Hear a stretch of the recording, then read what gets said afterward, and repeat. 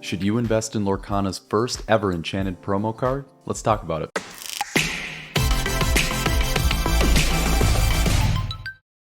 So today we get to talk about a card that has captured the minds of Lorcana fans and collectors, players all over the TCG, and that is going to be the Enchanted Rockstar Stitch promo. This is a promo that you could acquire from the store championship tournaments that are going across all of North America and Europe, and they've been going on for the past couple weeks here or so. And I believe there's going to be more tournaments going on here in the next week or so. I think maybe a few more. Let me know. Someone let me know in the comments section when those end. But they have been going for the last couple weeks. I've been wanting to kind of delay making a video on this because I've wanted to see price fluctuation go up and down, both on the store promo and on the playmats, because I think it's important to compare and contrast the two, because when you think about it, there's going to be more cards in circulation than each specific playmat, because in order to acquire a card, you have to finish top 4 in the store championship, and to acquire a playmat, like the runner-up playmat or the participant playmat, I think that's what it's actually called, you have to finish runner-up, and then the one with champion on it, you have to obviously win to be able to acquire that. At time of recording this, I believe that the store championship card, the actual Enchanted promo card, is going for about $700, maybe a little bit less on the open secondary market like TCG Player near mint. However, if you want like a really mint copy on like secondary markets like eBay, Mercari, other stores like that are going to give you a lot more pictures, videos, things like that, you might have to pay a little bit more of a premium. And then the playmats are going to go anywhere from the participant playmat being around $300, maybe a little bit less, to then the store championship playmat, the one that actually says champion on it. That one's going for about $400 right now.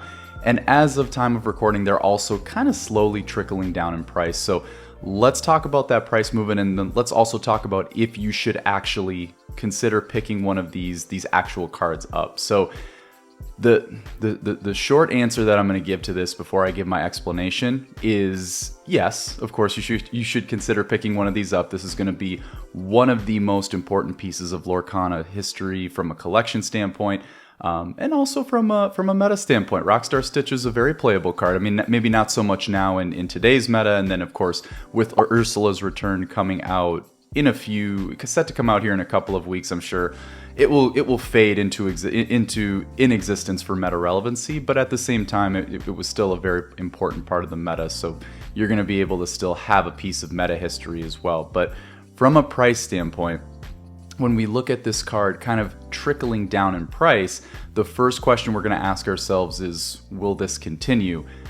We have to start with some sort of a first assumption, right? Like some sort of a hypothesis. Like we have to ask ourselves, like, what is the real question of, where are we starting with this card, and where will it go in the future? So here's where I'm going to take my first assumption and then run with it. The one assumption that I'm going to make, and if I'm wrong, I'm wrong, but we have to use the information that we have. But the first assumption that I'm going to make to run with is that they will not print any more of this card. Now you might be saying to yourself, well, obviously they're not going to. The store championships are done. They're not going to put it into, of course, any core retail sets, anything like that. So why would they make another? Really, the only way I could see them bringing more into circulation would be if they introduce more copies. For instance, when we get to championships coming up at the end of the year, potentially they want to recycle this print run for a future store championship, something like that. I would be super surprised if they did that. I would assume that they want to bring in another Enchanted promo. I mean, they really only have to make one copy, like one print, one Enchanted print of a card that they haven't before. So I don't feel like that's a very big lift for them from a manufacturing standpoint. But at the same time, we can't rule it out. However, I'm going to, for the sake of this video that we're doing together today. So taking the assumption that they won't print any more of this card, that is a massive advantage when you think about this card's ability to increase in price long term. So here's what we mean by that. So when we look at a card, and we can take multiple cards here, we always talk about Enchanted Elsa on the channel, and with good reason, right? This is a card that has so much promise going forward, not just in Lorcana TCG, but in the overall landscape of TCGs in general. When we look at Elsa, that has done nothing but go further and further and further up since Lorcana's inception last summer, really the only thing that has stopped Elsa is, one of the main, I would say one of the main two big drivers that would stop a card from increasing in price. The first one would be meta relevancy, and Elsa was meta relevant in the first iteration of Lorcana. When you look at like the first chapter, Ruby Amethyst, like Elsa was played. I mean, and she still is played a little bit to some extent, not nearly as much when we only had a card pool of a little over 200 cards, but she still was meta relevant, right? That stopped a little bit. That can draw a card back, and it can kind of add some gravity to a card. But at the same time, the real big pull down with any card, especially a card like Elsa, is going to be reprints, right? So when we looked at the store championships that happened over the past couple of weeks, at least to my knowledge, the way I understand it, if you were a store that was able to host and run one of these store championships, you were also provided a restock or a refresh of boxes of first chapter, Rise of the Floodboard, and maybe into the Inklands as well. I mean, that one I'm not sure about, just because I know I see Inklands all over the place within different retail stores like Target, Best Buy, Walmart, all of those. But who knows? Maybe they got boxes as well. Again, I'm sure someone in the comments will let me know, and I'm sure that they do. But Inklands is still accessible just because it is the current set, whereas the other two, getting a little bit trickier to find, especially the first chapter before that restock, or I guess that refresh, I guess we'll call it. But with Elsa, if we look at the specific price chart for Elsa on like a rolling 1 month or 3 month, I mean, you are talking about just a bottom left to top right line, right? She has done nothing but gone up. However, right now, you're starting to see her plateau a little bit, and you'll see different content being put out there, and rightfully so, of individuals saying, the hype for Elsa has stopped a little bit, like she's stalling a little bit, and that's true, that's correct. But also just keep in mind that there's a reason why it's coinciding with the refresh, right? There are more copies in circulation, and so she's going to slow down a little bit because now the market needs to take inventory of what's going on there. So when there's more copies in existence, the market's going to say, okay, how many are going to flood the market, so we know where to put the price going forward. So that's on the Elsa side with the restock and the refresh prices. Now you look at Rockstar Stitch Enchanted. When we look at Rockstar Stitch, the copies that are in existence, if we're going off of our first assumption, those are the copies that are going to remain out there theoretically forever. So you don't have to go about navigating the biggest risk of Rockstar Stitch, which is, oh no, are they going to put more copies in existence? Is this card going to be worthless because they're just going to keep printing and printing and printing? That should not be the case. So long term, in my opinion, you have a card that is so unbelievably stout in the market that timing of when you buy this card, at least in the grand scheme, should be pretty irrelevant. Like if you buy the card now, if you buy the card 3 months from now, whether it goes up in price, down in price, long term, if you're going to hold this card, you're probably going to look back 1, 3, 5, 10 years from now and say, you know what? That was a good purchase. I'm glad I made that purchase. So when we think about the idea of the investment, it's kind of a no-brainer long term. But the big question, and why I'm sure a lot of you tuned into this right now, is you're probably asking, well, is right now the right time to buy? What is this card going to look like 1, 3, 5 months down the road? And if I buy it now, am I going to regret 3 months from now this card being half the price? And I'm kind of sitting there like, oh, I can't believe I burnt an extra $100, $200 on this card. So let's talk about it from that perspective, because that kind of feels like the real question. So if we look at this card right now, just looking at its historical figures since, in the last 2 weeks since it came into circulation, right? Obviously, in the very beginning is where it's going to start at its peak short term, because you have all of this excitement around the card. You have all this FOMO. You have all of these individuals who are saying like, oh my gosh, you know, there's not that many copies out there. I need it right now, right? There were less store championships that had gone on at that time. So there's just going to be less cards until the second weekend where there's going to be more cards out there, just different stuff like that. So you have that hype, right? So with that hype comes price appreciation. And along with that hype, also individual collectors and game players and individuals who want this card, they're buying the card. So you have a high demand for the card, high liquidity for the card. The card's going to go up in price. The card's going to be very expensive, right? However, in the last couple weeks here, we've also seen, if we look at historical data for recent price history, doesn't matter whether it's, you know, near mint, light play, mod play, whatever it is, we're seeing those prices start to trickle down a little bit. I want to say when I first saw like my first Rockstar Stitch promo, I want to say that I saw it at like around 780, 790, and now we're looking at time of this recording about 680, 690. So it is starting to trickle down. The question is, how much will it continue to trickle down? So what I would do if this were me and I were looking to pick this card up, there's really probably two different types of individuals who are actually looking to pick this card up. The first type of individual is probably saying to themselves, well, I have the money to do it. It's really just a matter of timing the market. And if you are that individual, I would just tell you to go get the card. I would just tell you to go pick up the card. If you're really going to buy and hold this card and you have the money to do it, first of all, that's amazing. That's fantastic. Congratulations to you. And just go get yourself a win, right? Now, obviously, if you're someone who won the card in the store championship, you're a winner in multiple ways. You won because you won the store, you know, you were top 4 in store championship, and you won because you own the card now. So we'll put you to the side also, but just want to at least say huge congratulations to you, and that is absolutely awesome, and you deserve that card that's in front of you right now. The real big question comes for the individuals who are really having to kind of push for this card. Like, you know, maybe the card is a little bit of a stretch for them. They have to pull a lot of assets together, a lot of cash. They have to be able to maybe trade a lot of their collection or something like that. It's a big lift for them in order to go and get this card. For those individuals, I would just ask yourself, 3 months from now, if this card is $100 more expensive, are you going to be okay with also picking it up then?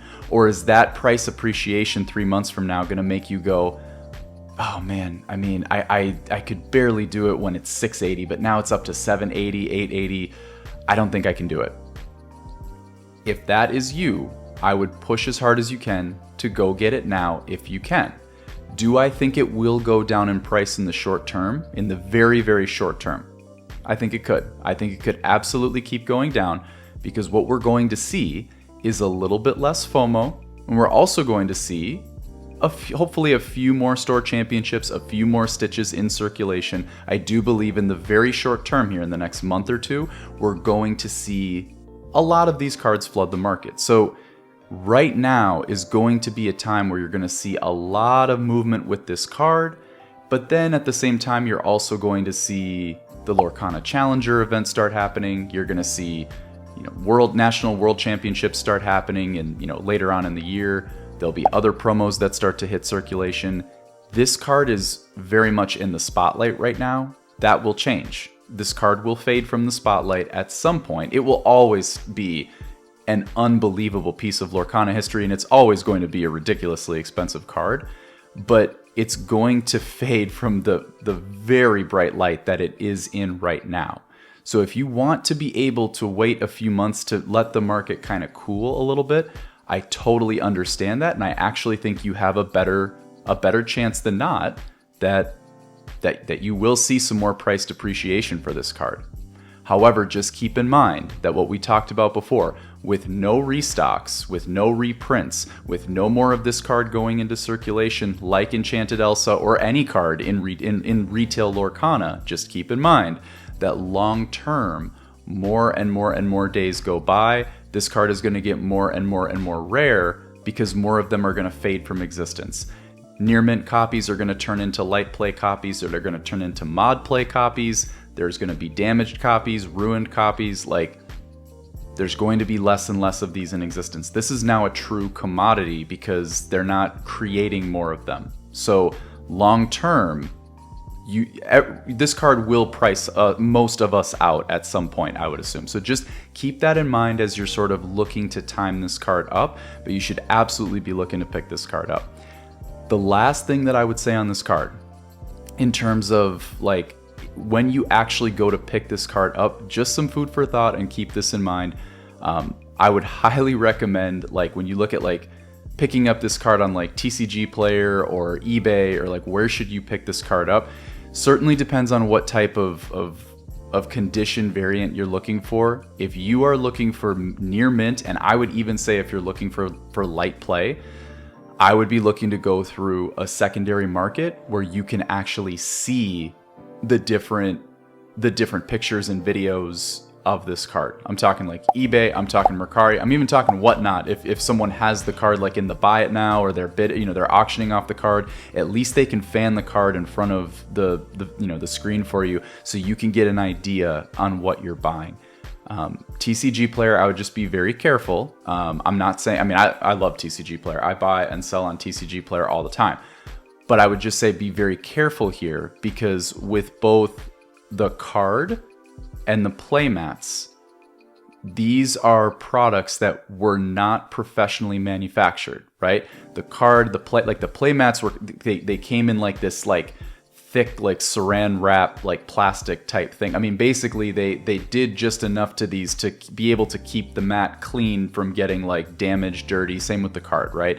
They're not coming in these like fancy, playmat boxes that you could pick up at, wherever, Target or wherever you buy your Lorcana product. So just be wary of that, because these cards did not hit the market all near mint. If anything, more than not, they more of them than not probably hit the market in like light mod play condition, with the little whitening like chips on the sides, on the corners. Surfaces are probably okay, but still the chipping on the card, on the sides, the edges and the corners of the card, that alone is enough to knock it immediately to light play, and maybe even to mod play. Now, for someone like myself who will be picking this card up, I can tell you firsthand, like, I'll probably be picking up a light play copy of this, because I just have no intention of grading this. I mean, the card speaks for itself when it comes to rarity, collectability. It's kind of one of those cards where like just being able to hold it in your hand is enough to say like at least for me, where I'm like, I'm happy. Like, I feel very good about it. I am holding a piece of history. I don't need a number, like a graded variant to tell me what this is.